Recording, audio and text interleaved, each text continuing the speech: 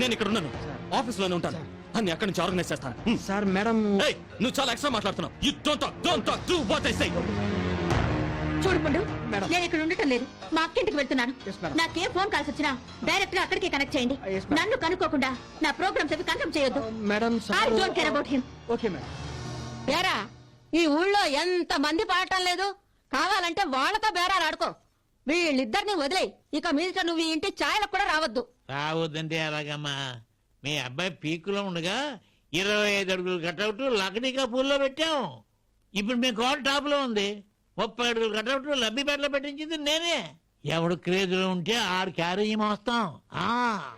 ఇప్పుడు పెద్ద స్టార్ ఉన్నాడు, వాడికి ఒక కుక్క ఉంది. అది సచ్చిందే అనుకో, ఊరందరూ వచ్చి ఆడి ముందు ఎచ్చి కుక్కకు దండలేసి పోతారు.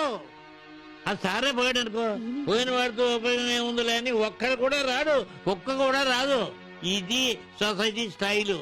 సార్ మీ స్టిక్ ఎక్కడే ఉంది? థ్యాంక్స్ నా